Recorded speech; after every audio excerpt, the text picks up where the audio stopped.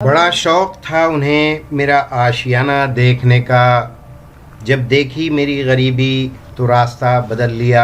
मैं हूं शाहिद सलाम, आप देख रहे हैं फ्रेंड्स मीडिया विज़न।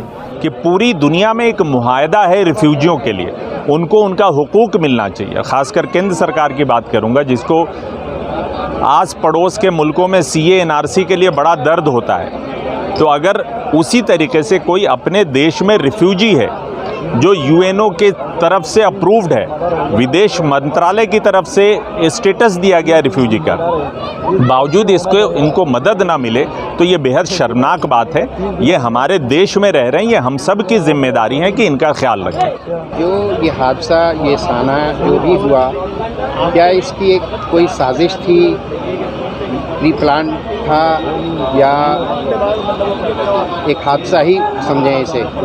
जब से ये लोग रिफ्यूजी बन के यहाँ इस इलाके में आए हैं कंचन कुंज में, मुझे याद है 2013 से ये लोग यहाँ हैं। आज से ठीक 3 से 4 साल पहले भी एक बार इनकी झुग्गियों में आग लगी थी, तब ये यहीं हुआ करते थे। तब इन सब की जो क़यादत थी वो यहीं पे थी, यहाँ रिहाइश थी इनकी।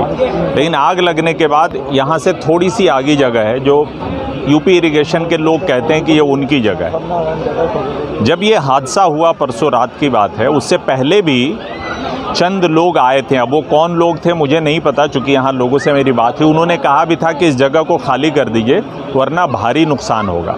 इससे साफ लगता है कि कोई ना कोई है जो साजिश कर रहा है, कोई ना कोई है जो इस तरह की हरकत कर रहा है ताकि इनको यहाँ से उजाड़ा जा सके। और अफसोस की बात ये है कि भाई ये रिफ्यूजी जो यूएन के तहत जो रिफ्यूजी के अधिकार होते हैं, उनके तहत ये लोग यहाँ पे हैं। तो जो रिफ्यूजी हैं उनको उनके हुकूक मिलने चाहिए।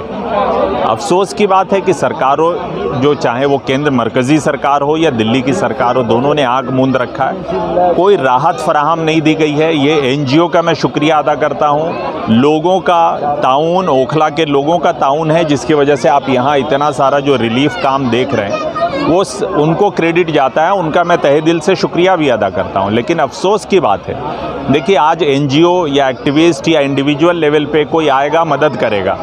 आज मैं आया हूँ, आप आए हैं, 10 लोग आए हैं, लेकिन जब तक सरकारें जिम्मेदारी नहीं लेगी, जब तक सिस्टम इनकी जिम्मेदारी नहीं लेगी, तब तक इनको फिर से रिहैबिलिटेट करना बड़ा मुश्किल है। ऐसे में इनके लिए कोई परमानेंट इंतज़ाम देखना होगा। ये बेचारे कभी यहाँ कभी वहाँ दर दर भटक रहे हैं। पहले यहाँ आग लगी तो वहाँ चले गए, अब वहाँ आग लगी तो यहाँ आ गए।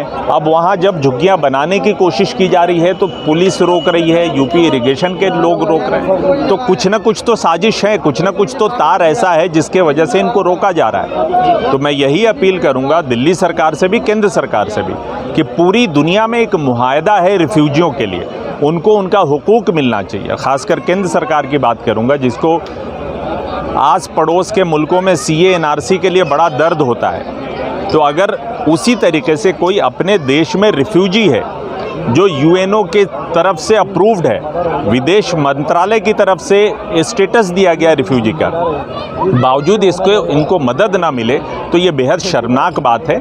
ये हमारे देश में रह रहे हैं, ये हम सब की जिम्मेदारी है कि इनका ख्याल रखें।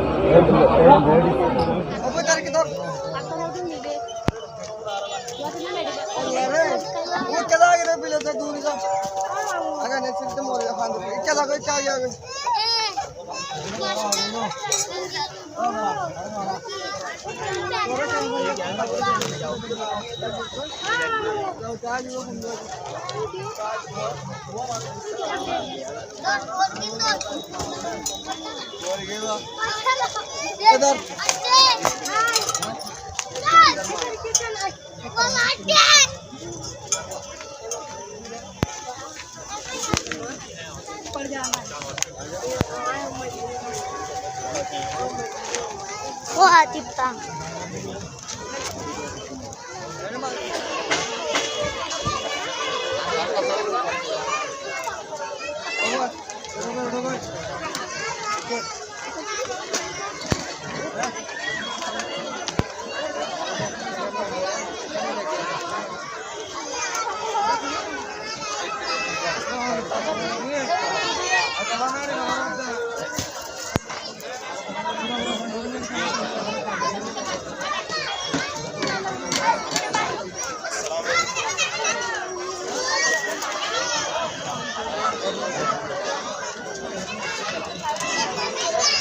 देखना